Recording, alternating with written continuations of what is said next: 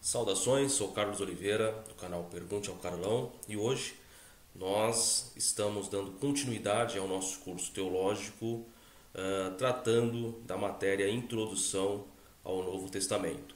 Se você ainda não é inscrito em nosso canal, se inscreva em nosso canal e acompanhe diariamente as nossas atualizações, bem como todas as aulas do nosso curso. E se já é inscrito em nosso canal, divulgue, compartilhe, repasse esse conhecimento para as pessoas que com certeza Deus vai te prosperar e te abençoar grandemente. Ficamos ausentes, verdade, em função de alguns compromissos que nós tivemos, mas estamos nesse momento retomando as aulas e hoje a terceira aula, a aula de número 3 de Introdução ao Novo Testamento.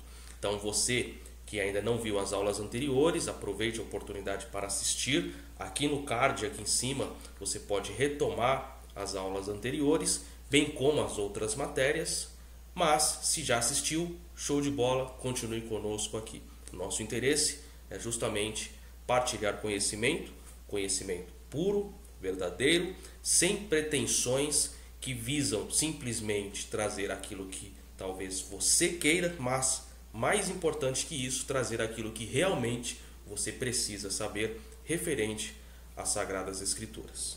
Continue conosco e acompanhe essas aulas, que com certeza muitas coisas boas você terá e irá receber.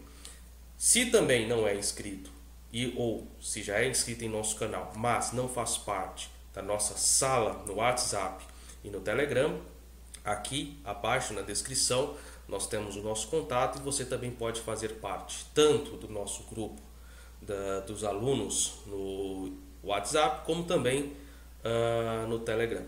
Então, conhecimento é fundamental. Lembrando que todas as aulas, que todos os slides, que todo o material, livros complementares, sorteio das minhas obras, bem como indicações de livros, você receberá também nesses grupos que nós partilhamos. E nós falamos muito, né, sobre as informações fundamentais do Novo Testamento, e hoje nós vamos iniciar de onde paramos na aula de número 2, falando sobre os ensinos dos apóstolos, e agora nós vamos entrar em mais uma lacuna, em mais uma parte da introdução do Novo Testamento, tratando sobre as seitas judaicas daquela época, e inclusive eu quero aproveitar e recomendar para você, como sempre eu recomendo nos livros que eu tenho na minha biblioteca, e eu adquiri 3 obras e eu já li as 3 obras, e eu gostaria de recomendar a você que nos assiste, que faz parte do nosso canal no YouTube, A Misteriosa Família de Jesus, da Fonte Editorial. Eu li esse livro, um livro sensacional, não é um livro extenso, é um livro que você consegue ler em poucos dias. É um livro fantástico, A Misteriosa Família de Jesus. Outro livro que eu achei muito interessante, O Evangelho de Tomé, A Outra Face de Jesus, também da Fonte Editorial. Você pode adquirir essa obra também, não é um livro muito extenso, é um livro que você consegue ler em poucos dias. E um livro que me chamou muito a atenção depois de ter lido e que eu gostei bastante, As Religiões no Tempo de Jesus. As Religiões no Tempo de Jesus, também da Fonte Editorial. Eu adquiri esses livros faz poucos dias, já li os 3 livros e confesso que são livros sensacionais, livros sucintos, de um custo-benefício muito bom, que com certeza você pode extrair grandes coisas na leitura dessas 3 obras.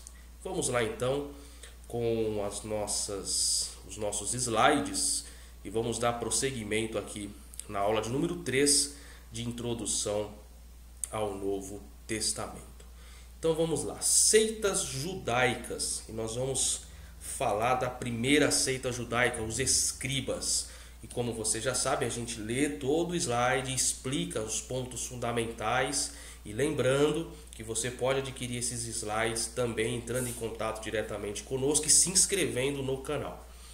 Os escribas ficaram conhecidos nas páginas do Novo Testamento como doutores da lei, como está registrado em Mateus capítulo 13, versículo 52, por serem exatamente profundos conhecedores das Escrituras. Eles não podem ser estritamente definidos como uma seita, mas sim membros de uma espécie de academia dos tempos bíblicos. Por isso, se sentiam no direito de interpretar a lei para o povo judeu, porque a influência dos escribas pode ser considerada prejudicial ao evangelho.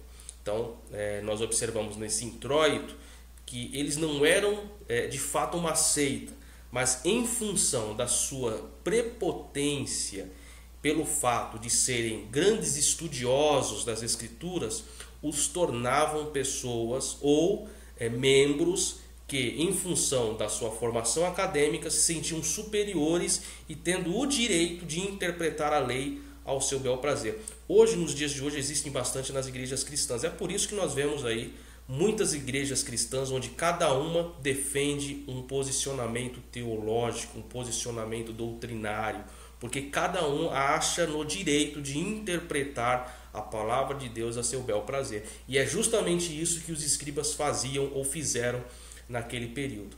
E como está na pergunta, por que a influência dos escribas pode ser considerada prejudicial ao evangelho? 3 razões. Monopolizavam a interpretação da palavra de Deus, e a referência está em Marcos capítulo 12, verso 28 ao 34. Eram tão audaciosos que chegavam a afirmar que os seus mandamentos excediam em dignidade os mandamentos de Deus. Diziam eles: as palavras dos escribas são mais amáveis que as da lei. Entre as palavras da lei existem as importantes e as banais. As dos escribas todas são importantes. Essa citação está na Enciclopédia da Vida de Jesus, página 99.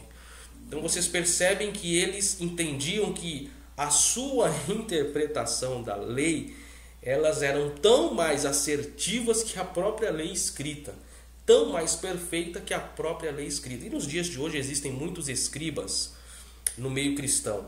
Escribas não no sentido de que são escribas, mas na sua forma de conduta.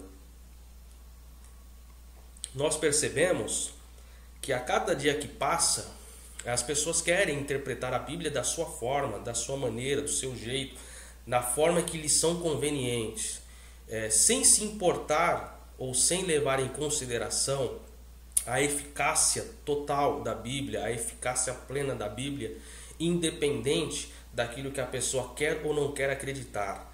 Então, infelizmente, existem nos dias de hoje muitas pessoas que querem interpretar a Bíblia da sua forma. Por exemplo, uma coisa que nós já falamos muito: olha, eu sou continuista. Aí a pessoa vai encontrar textos na Bíblia que aprovam a sua visão continuista. O outro diz: não, eu sou cessacionista. Aí a pessoa vai encontrar textos na Bíblia para provar a sua forma de pensar como cessacionista. Então as pessoas buscam, sem se importar com o que de fato a palavra quer dizer. Não importa para essas pessoas o que a palavra quer dizer. O que importa é o que elas vão interpretar daquilo que elas estão ouvindo ou lendo da palavra de Deus. Então a teologia nossa não tem interesse de falar aquilo que para você é o certo ou o errado, mas sim o que de fato é. E infelizmente essas coisas ocorrem nos dias de hoje em função das pessoas quererem interpretar a Bíblia da maneira que acharem conveniente. Segundo ponto, determinavam as regras para a liturgia do culto na referência de Mateus 23, verso 13. Por ocuparem uma posição de destaque, os escribas decidiam quem deveria participar das reuniões. E isso não existe nos dias de hoje? Essa separação, essa forma de divisão, de acepção no meio cristão, isso existe. Existem classes, infelizmente, existem divisões. Existem pessoas que têm acesso até um determinado ponto e pessoas que têm acesso até um outro ponto. As pessoas, algumas denominações, é claro, elas são mais judaicas do que cristãs. Por quê? Porque no judaísmo nós tínhamos lá o tabernáculo, onde tinha o lugar santo, santíssimo, enfim. E cada um tinha acesso a um determinado limiar desse tabernáculo ou do templo. Mas em Cristo não há essa restrição. Em Cristo todos, sem exceção, têm acesso ao Pai. Todos que o Pai chamar e plantar nessa pessoa o dom da fé, não se esqueça disso. Quem chama e quem convence é Deus. É Deus quem salva o homem, não um homem que cria meios para salvar-se. Que fique isso bem claro para você que tem escutado coisas diferentes como essa. Nós não temos capacidade em nós de nos salvar. Nós temos apenas que abrir o nosso coração para que Deus plante o dom da fé e com a fé que vem pelo ouvir a palavra de Deus possamos nos converter e aceitar a salvação. E ser entregue para a salvação, em ser transformado para a salvação. E quem faz tudo isso é Deus na sua santa e poderosa soberania.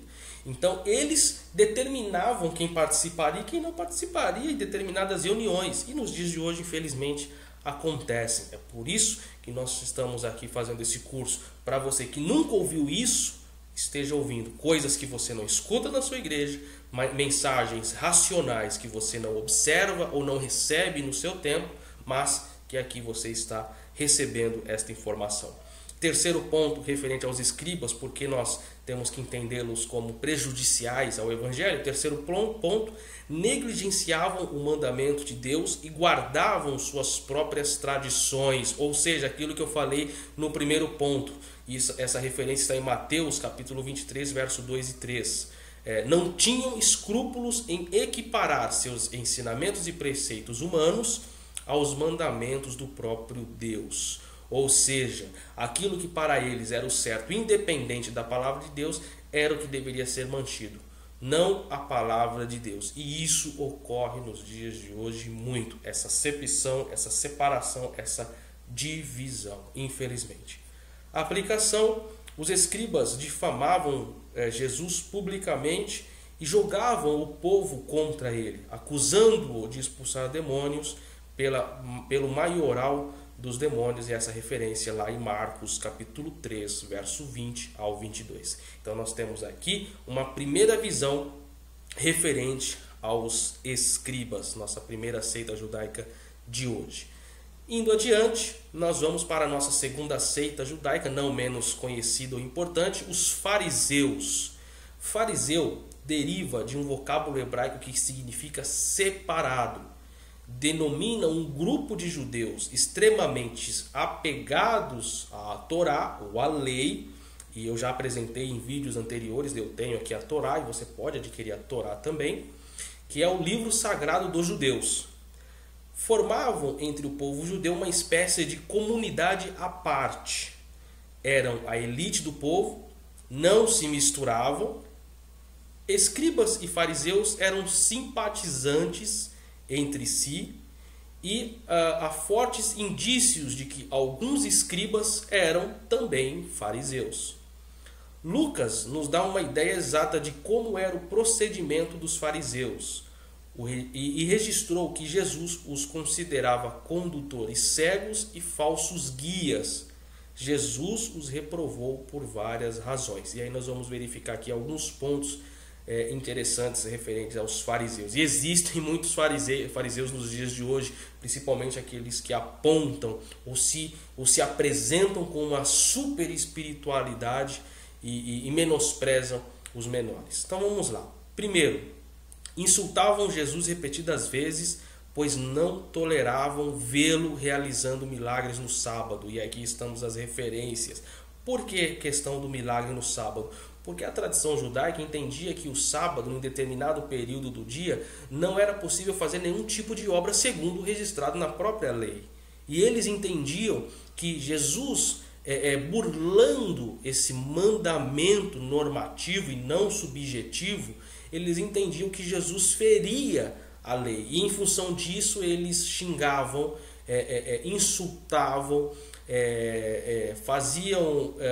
tinham diferenças com relação a Jesus em função da prática. Lembrando que mais importante é a vida do que qualquer lei. Mais importante é a vida do que qualquer regra pré-disposta. Por exemplo, vou te dar um exemplo clássico. Nós temos o nosso Código Penal. E tem artigos no Código Penal, por exemplo, o artigo 121 do Código Penal brasileiro, que diz lá que nós não podemos matar. Está escrito, se matarmos, reclusão de X anos a X anos. Porém, no momento que uma determinada pessoa ela quer intentar contra a vida de alguém, essa lei escrita, ela vai impedir dessa pessoa fazer um homicídio? Ela não tem poder de impedir. É uma regra.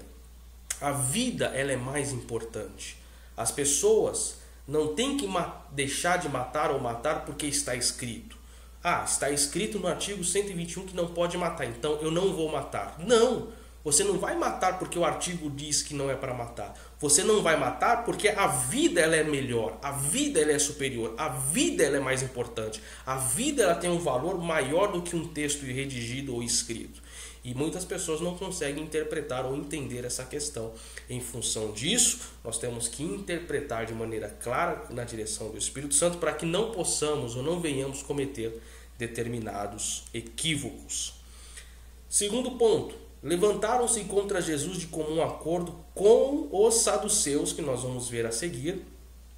Por outro lado, eles eram bastante otimistas quanto a uma intervenção divina na redenção final da nação judaica. Ou seja, eles entendiam que o Messias viria de uma maneira poderosíssima para que pudesse, juntamente com eles, trazer de fato a libertação, cortar esse cordão umbilical que havia naquele período com relacionamentos mistos com os romanos, de uma politicagem com os romanos. Então eles esperavam esse Messias, um Messias poderoso, diferentemente do Messias que estavam diante deles, que eles não acreditavam ou não entendiam que era de fato o Messias. Terceiro, afastavam pessoas que a princípio haviam crido em Jesus, ou seja, as pessoas que aceitavam a fé, abriam-se ao seu coração à fé, essas pessoas eles simplesmente afastavam.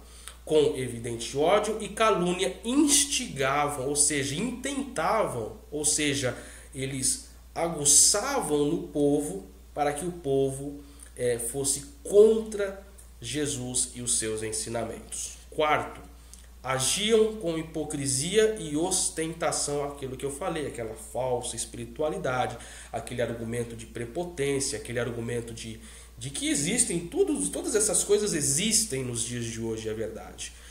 De uma pessoa que detém ou coloca para si uma iluminação superior a qualquer coisa, taxando a si mesmo como uma pessoa super cristã, super dedicada aos ensinamentos de Jesus, e pessoas que, digamos, não necessitam talvez de tanto arrependimento, de tanta misericórdia de Deus, porque são pessoas espirituais, pessoas que fazem seus períodos de oração, que jejuam, que lêem a Bíblia, mas que infelizmente por dentro são, como diz a palavra, sepulcros caiados. Então eles tinham essa hipocrisia e ostentavam isso. A piedade de muitos deles não passavam de orgulho e fingimento. E essa hipocrisia, infelizmente, existe nos nossos dias. Aplicação: os escribas e fariseus vivem ainda hoje. Nos dias atuais ainda existem os escribas e os fariseus, é uma tradição judaica. E estão presentes em algumas de nossas reuniões, que é aquilo que eu falei.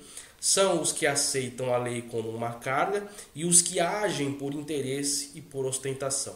Somos advertidos por Jesus a cautelar-nos do fermento dos fariseus, ou seja, dessa mistura que leveda toda a massa. Então aqui nós observamos um pouco sobre os fariseus. Seguindo adiante, vamos para a nossa terceira seita judaica, Os saduceus que eu citei há pouco. Os saduceus compunham uma das mais importantes e influentes seitas judaicas, muitas vezes em oposição tanto política quanto teológica aos fariseus. Havia uma certa discrepância entre fariseus e saduceus, diferenças, como falado aqui, tanto na esfera política como na esfera teológica ou com relação à interpretação da lei. Esta seita era amplamente constituída pelos elementos mais ricos da população. Entre seus componentes se encontravam os sacerdotes mais poderosos, mercadores prósperos e a classe aristocrática da sociedade, como vocês observam que foi extraído na Enciclopédia de Bíblia, Teologia e Filosofia, volume 6, página 30, de Russell Norman Champlin.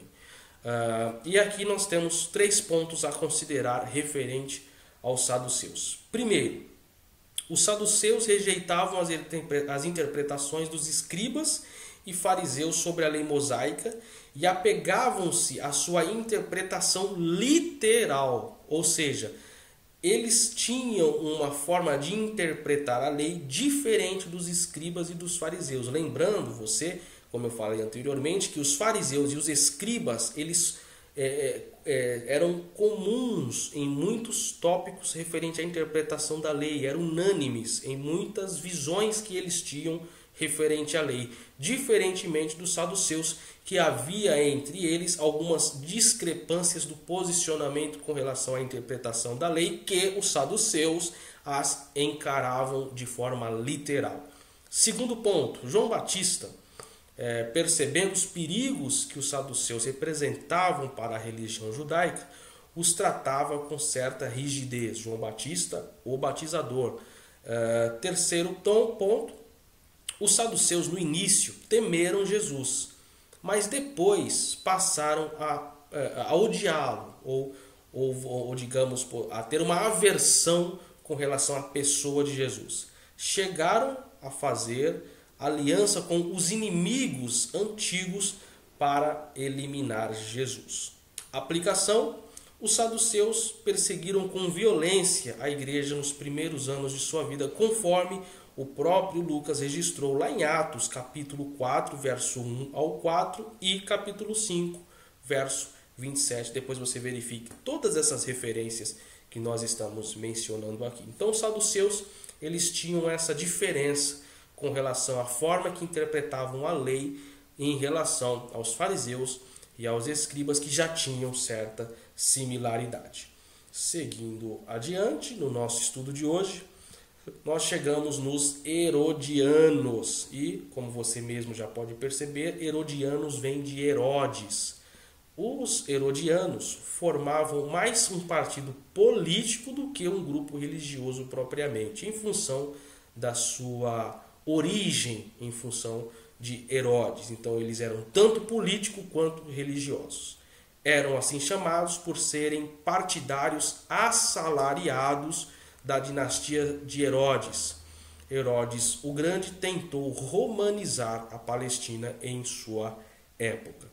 Então eles eram partidários assalariados, ou seja, eles recebiam apoio, eles recebiam determinado investimento para a expansão dessa visão herodiana referente à visão política, principalmente ao legado de Herodes com relação a toda uma estrutura criada em Jerusalém. Lembrando, em uma outra data nós podemos falar sobre Herodes diretamente em um vídeo separado, que Herodes ele foi um grande construtor, é verdade, mas houveram muitas situações conflituosas com os da Palestina, em função da sua tentativa de romanizá-lo, de apresentar a visão romana aos palestinos, aos judeus daquela época.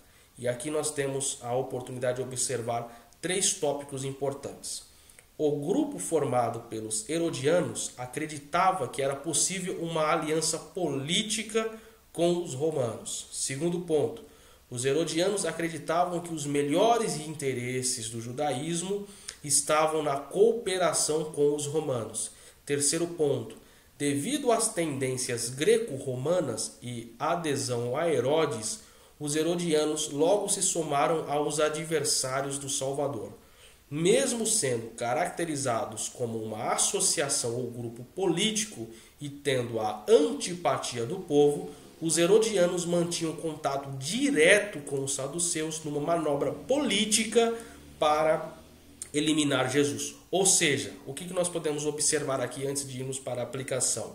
Os herodianos, eles queriam de fato imprimir aos judeus o estilo romano, o culto romano, as tradições romanas, para que elas se sobrepujassem com relação à visão judaica da própria lei que Deus os deu. Então, eles tinham essa capacidade e total investimento, porque recebiam para isso, de imprimir no povo a visão romana das coisas do mundo geral. E eles tiveram uma grande parceria com os saduceus. Os fariseus tiveram um grande referencial com os escribas e os saduceus com os herodianos. E lembra do que eu falei aqui? Quem eram os saduceus? Os saduceus eram sacerdotes, pessoas prósperas, mercadores, ou seja, pessoas ricas, que têm posse. Então, para os herodianos, era mais conveniente estar entronizado com essas pessoas de posse, como os saduceus, porque com posse, com condição, com dinheiro, eles entendiam que era mais fácil imprimir um estilo romano aos da Palestina. E nos dias de hoje é incrível, irmãos, que nós estamos estudando aqui hoje seitas judaicas de forma introdutória. É incrível como todas essas coisas acontecem nos dias de hoje. Só mudaram os nomes, mas infelizmente todas essas coisas acontecem nos dias de hoje. Aplicação. Deus quer que todos os líderes sejam servos, agindo com humildade e justiça para com os outros e reconhecendo o Senhor como aquele que governa sobre todos. E infelizmente, todos os líderes são servos? Não. Todos os líderes agem com humildade? Não. Todos os líderes agem com justiça? Não. Todos os líderes querem imprimir que o Senhor é o que governa todas as coisas? Infelizmente, não. Então nós vemos a similaridade desde os tempos de Jesus, como nós falamos nesse livro, as religiões nos tempos de Jesus. Seria muito interessante você adquirir e ler esse livro e observar que nos dias de hoje as coisas não estão tão diferentes como já era desde o início do cristianismo. Seguindo adiante, vamos para a nossa próxima seita judaica, os zelotes. Zelote é uma palavra grega que significa zeloso. Os zelotes tinham um intenso zelo por Deus, isso registrado em Atos, capítulo 21, verso 20. Era um grupo religioso com marcado caráter militarista e revolucionário que se organizou opondo-se à ocupação romana de Israel. Ou seja, enquanto os herodianos queriam imprimir no povo de Israel o estilo romano de visão de mundo, os zelotes queriam se opor, ir contra essa intenção de romanizar a sua nação, de romanizar a Palestina. E eles eram revolucionários, usavam o poder e o militar para se opor a essa forma de romanização da Palestina. Também eram designados, outro termo que era utilizado para os tais, sicários ou sanguinários, devido ao punhal que levavam escondido e com a qual atacavam os inimigos. Ou seja, eles tinham uma ferramenta que era na época considerada uma ferramenta de guerra fundamental, que era nos dias de hoje como um cutelo, por exemplo, né? Uma faca, vamos dizer assim, para que você tenha uma visão mais clara. Então eles tinham na sua cinta essa faca para a qualquer momento, numa situação de rebelião, eles se intentarem investirem contra tanto aqueles que se opunham à sua prática, como também ao exército romano ou aos pretorianos. Todos aqueles que eram contra a sua visão, eles usavam a força e o seu poderio revolucionário para aniquilar aqueles que eram contra a sua visão. Então eles eram uma força, eles não eram tanto uma seita, podemos dizer assim, em caráter religioso, embora havia o sentimento religioso do seu nacionalismo, podemos dizer assim, pois intentavam contra qualquer um que se opunham à sua visão. Isso sem contar o uso excessivo ou exclusivo da força. Eles não eram no argumento, eles eram na violência e na luta. Não hesitavam em usar a força, a violência e as intrigas para alcançar seus objetivos, que era libertar a nação de Israel do jugo estrangeiro. Ou seja, enquanto os herodianos queriam trazer Roma para os judeus, os zelotes queriam se libertar desse poderio ou domínio estrangeiro. Então, para você ver, observar que nos tempos de Jesus as coisas eram bem complicadas, muito complicadas. Temos o registro bíblico de que antes de ter se convertido e de ter sido chamado ao discipulado cristão, um dos 12 apóstolos de Jesus, Simão, o Zelote, havia pertencido a esse partido revolucionário que se caracterizava pelo fanatismo religioso. O fato de Jesus ter convidado um membro desse grupo não significa que tinha intenções de promover uma revolta contra o império, mas sim de mostrar ao povo da época, bem como das gerações posteriores, que sua mensagem era dirigida a todas as classes, fossem elas políticas, econômicas ou étnicas. O que significa isso? Significa que o fato de Simão, o Zelote, que era um sicário, que era um zelote, como o próprio nome diz, que era um revolucionário, um militante, um homem que usava a força para atingir os seus objetivos contra os estrangeiros. Se Jesus chamou esse homem, se Jesus implantou fé nesse homem com a sua palavra, se esse homem se converteu, isso não significa que Jesus estava apoiando o estilo da visão de Simão o Zelote, que era uma visão agressiva, bélica, revolucionária. Não, Jesus não estava dizendo isso com a sua conversão, com a conversão de Simão. O que Jesus está dizendo é que, independente da sua classe, do seu posicionamento, de como você está hoje, independente daquilo que você enxerga como correto, ele pode mudar a sua vida, ele pode transformar a sua vida e dar um real significado para a sua vida e propósito para a sua vida também. Então, ninguém está longe dos olhos de Deus a ponto que o braço de Deus não possa lhe alcançar. Todos nós somos alcançáveis para Deus. E quem sabe, se você que me assiste ainda se sente uma pessoa não alcançada, saiba que Deus pode plantar a fé em você e te salvar, e te mudar, e te transformar em uma nova pessoa. Aplicação. Deus deseja que todos os homens, em todas as épocas, sejam salvos e cheguem ao pleno conhecimento da verdade. Esse é o grande legado de Simão o Zelote. Nós aqui já também falamos um pouco da visão de como era a seita judaica dos Zelotes. Seguindo adiante, mais uma seita judaica, os publicanos. Costumava-se dizer: só os publicanos são ladrões. Esse era um jargão utilizado naquela época.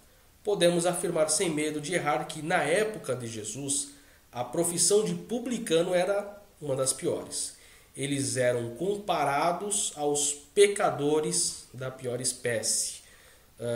Podemos dizer os publicanos como a corrupção nos dias de hoje. Podemos comparar. E nós percebemos que, infelizmente, a corrupção ela é muito abrangente e muito grande e muito real nos nossos dias. Sempre foi, mas vivemos dias de grande corrupção, infelizmente. Quando um judeu exercia esse triste ofício, e sobretudo quando cobrava de seus irmãos o imposto destinado a Roma, era tratado com enorme desprezo.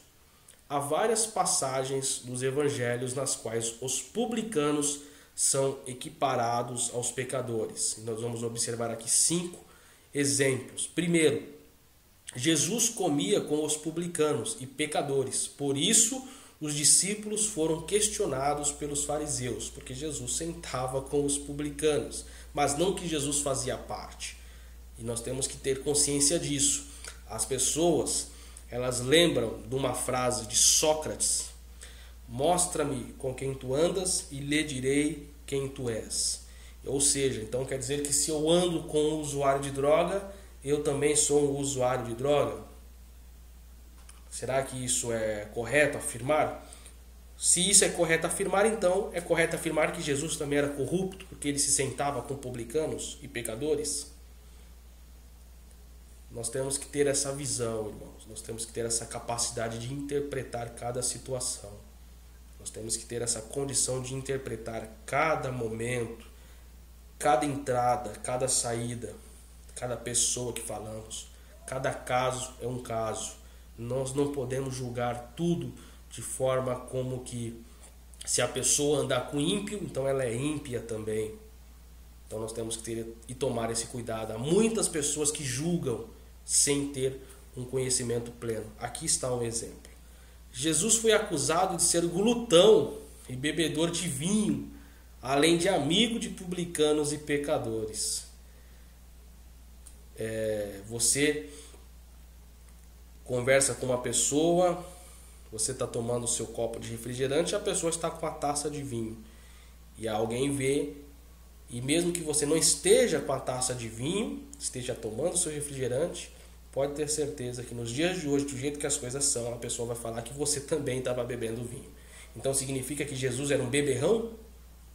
É por isso que nós temos que ter conhecimento da palavra, entender a palavra, para que nós não venhamos cair em pré-julgamentos, em situações constrangedoras, onde muitas pessoas são julgadas por pessoas que às vezes é até pior e em função de uma situação julga uma outra pessoa. Então nós temos que tomar muito cuidado.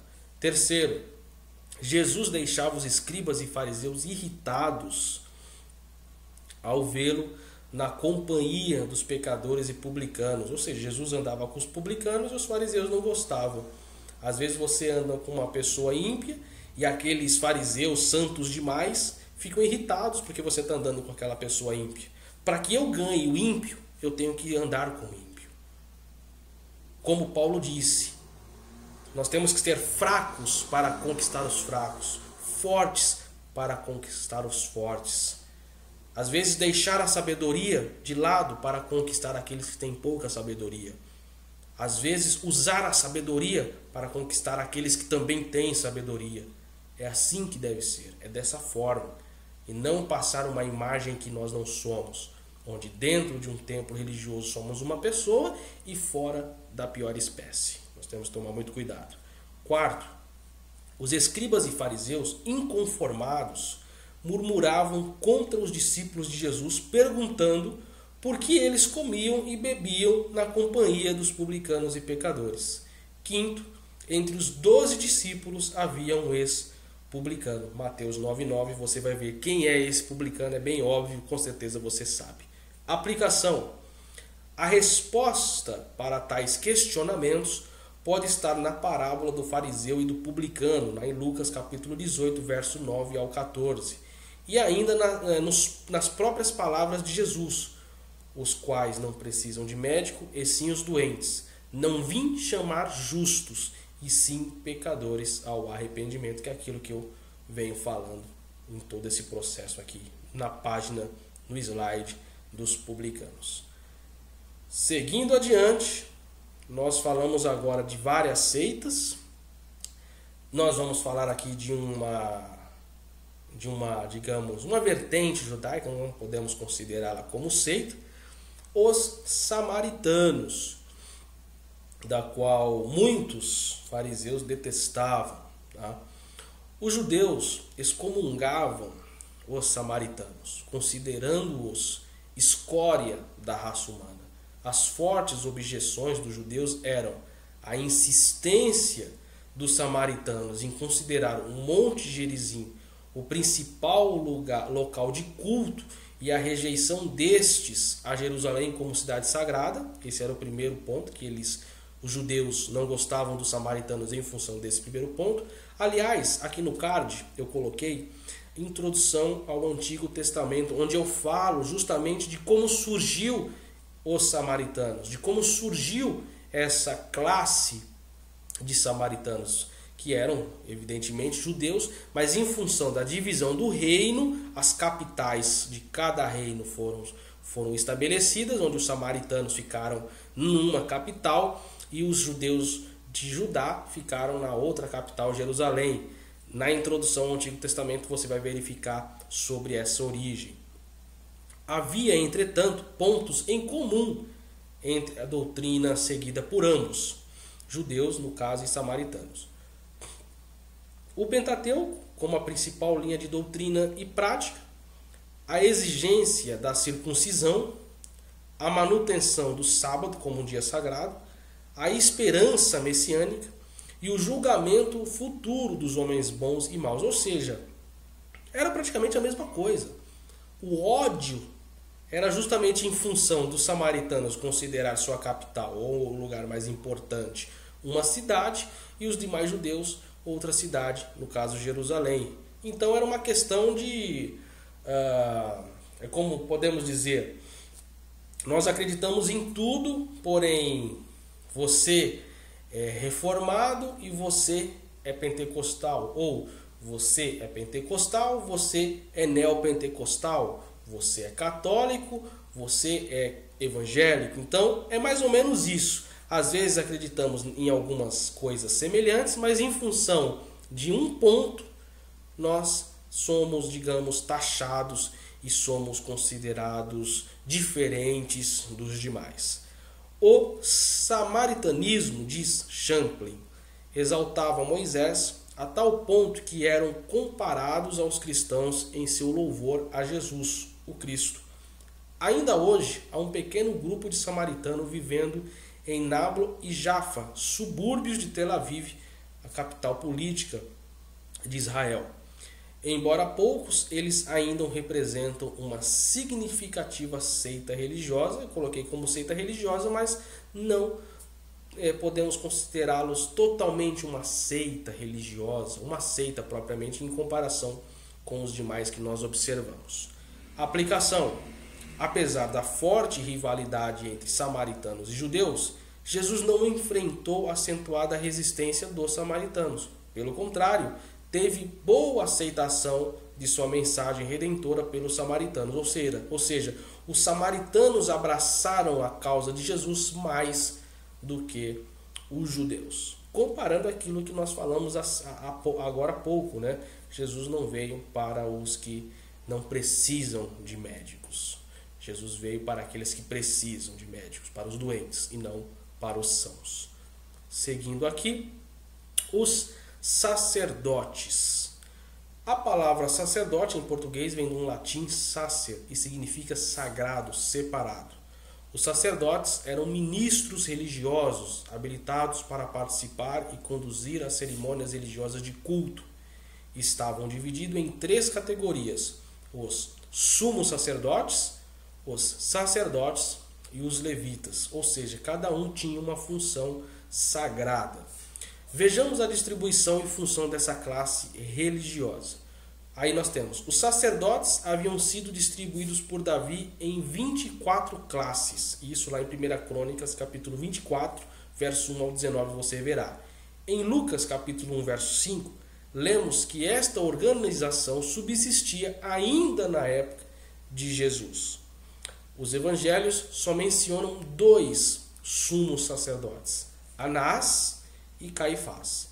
Em geral, o sumo sacerdote era uma figura importante, religiosa, social e política. Esperava-se do sacerdote que servisse de mediador entre algum poder divino e os homens, e também que fosse capaz de pronunciar-se sobre questões éticas e legais, podemos colocar como jurídicas, além de prever o futuro, de uma revelação. Atenção com relação à aplicação. Os sacerdotes, por serem membros do Sinédrio e por serem influentes, não perdiam uma oportunidade para questionar a autoridade de Jesus. Então, os sacerdotes não é uma seita. Nós estamos falando dos sacerdotes apenas para nós encerrarmos a nossa terceira aula e para que você tenha uma visão do que era o sacerdote, ou de como deveria ser enxergado o sacerdote nos tempos de Jesus. Então nós observamos aí na nossa terceira aula uma visão introdutória sobre as principais seitas do Novo Testamento.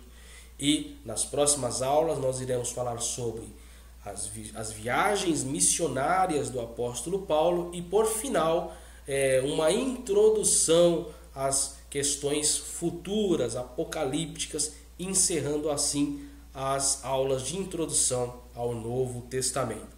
Essa foi nossa terceira aula. Se você não está inscrito em nosso canal, se inscreva em nosso canal. Se já é inscrito, divulgue o nosso canal, divulgue essa aula e com certeza será muito importante para o crescimento de todos nós. Conto com vocês e minhas obras, nossas redes sociais e em breve o nosso site também, para você não só acompanhar nossos vídeos, como também adquirir os nossos livros e em breve mais uma edição da nossa obra Teologia Sistemática com mais de 1000 páginas e que com certeza já é um sucesso e você poderá receber também esta obra.